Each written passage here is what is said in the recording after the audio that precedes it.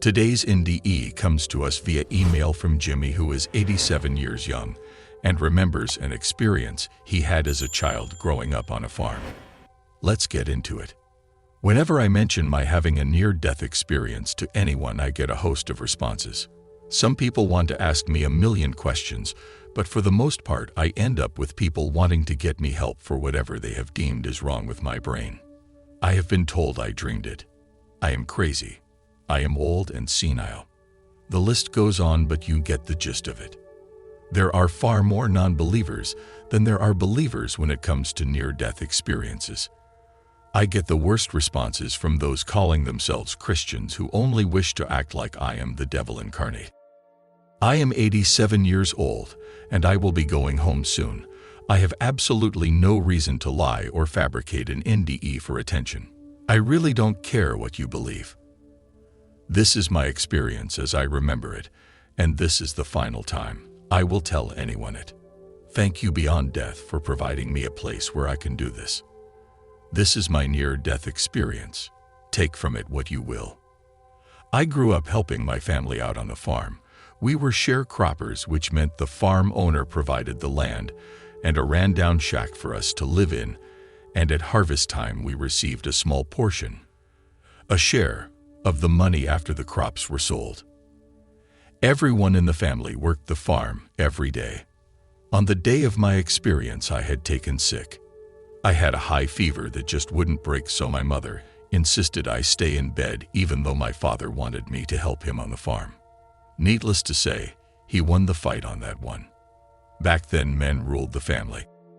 I had been in the field for maybe half the day and feeling worse and worse when I collapsed. At first, I could hear people around me. This was my mother and father rushing to my side, but their voices sounded a million miles away for some reason, almost like they were speaking through water. I hope that makes sense. I found myself standing beside my body and watched as my dad scooped me up and began to run towards the shack we lived in. I remember thinking that I should follow him when I was suddenly there. My body was laid on a small table the family ate at, and my mother began wiping my brow with a wet cloth. Next, I see the room grow very bright, almost like the lights had been turned on, which was an impossibility as the shack had no electricity and only dim oil lamps for the evening. No, this light was very bright. Inside the light stood a being. I don't want to call this being an angel because I don't know that it was one. So this being walks over to where I stood staring at my body and told me telepathically to come with me. I don't recall being given a choice in the matter either. When that being said, "Come," I went. In the blink of an eye, I found myself standing beside a riverbank with the clearest waters I had ever laid eyes on. The being of light was still beside me. I could see two men fishing on the other side of this river, and I wondered to myself if the fish were biting. Just as that thought passed through my head, the being spoke again and again directly into my mind. "Go see," it said. "How can I see? They are on the other side of the water, and there is no bridge to reach them." The being of light laughed and said, "Think of being there, and you will be." So I did. Once I was standing next to the men, I could clearly see they had a few good-sized fish already, and then I glanced at the men again. I knew one of them. It was my grandfather, who had died when I was just a baby. I had no idea how I could recognize him, but it was him. He looked at me knowingly and asked, "What are you doing here, Jimmy?" I began to explain what had happened in the field and about the being of light bringing me there even though I still didn't know where there was. Grandpa hugged me close and said that he had missed me, but that I shouldn't stay too long because it wasn't my time yet. I don't know how long I watched Grandpa fish because time sort of stopped, almost like there was no time. There was only now, and every moment was now. The being of light again spoke up and told me, again in my head, "We must continue now. You are expected." "Expected where?" I asked. Before the being could even answer, I found myself standing in a long white hall with beautiful ornate pillars. The hall was open to the outside on the right and left sides, but directly in front of me was a huge wooden door that was just as ornate as the pillars. As the doorway opened, I saw a group of men sitting at a long table directly in front of me. These men wore simple brown robes with an off-white sash tied around the waist. They stood for a moment and told me to come forward. Once I got within arm's reach of the table, they told me to stop. For some reason, I felt like I was in some kind of trouble. Only one of these men talked to me still mind to mind, but before he spoke they would all look to each other, as if communicating amongst themselves. "We will now review your life thus far, Jimmy," it was explained.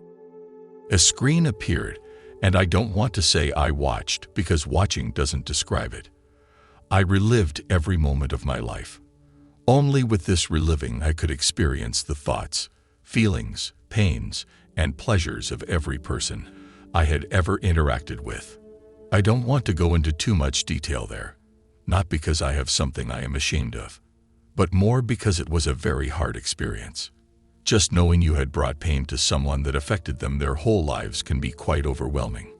When my life review was over, I asked the men if that meant I would be going to hell. I didn't see how it could mean anything else. The man in the center seat stood and spoke again, saying, "No, Jimmy, our job is not to judge.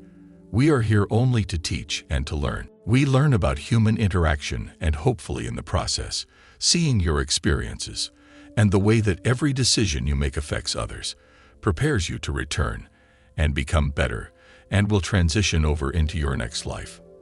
Those words, "next life," had my attention, so I asked what he meant by that. His next reply really floored me. A soul is given a predetermined number of lives in which to learn and advance all they can. It not only helps us learn, but also helps your transitioning into the afterlife. "So I will live again?" I asked. "Yes, as you have lived before," he said. "Would you like to see some of your past lives?" "Yes," I replied immediately. The screen again lowered, and I watched myself as a Lakota Indian being forced from my land and onto a reservation by the white man's army. I could feel the hate I had at that time for them. I had a baby die, and then I took my own life. Next, I saw myself as a merchant in India trying to sell fabrics to feed my family. I could not tell what time frame this was. I saw a thief steal from me, and me die from a heart attack brought on by trying to chase them down.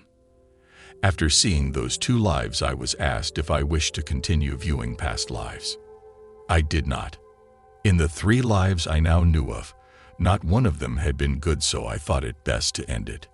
The being of light took my hand again, and I found myself back at the river. Only now I could no longer see my grandfather. "Are you ready to go home?" the being asked. Not knowing what else to do, I said, "Yes," and I woke in my body. My mother was crying and my dad had sent for the doctor. They made house calls back then.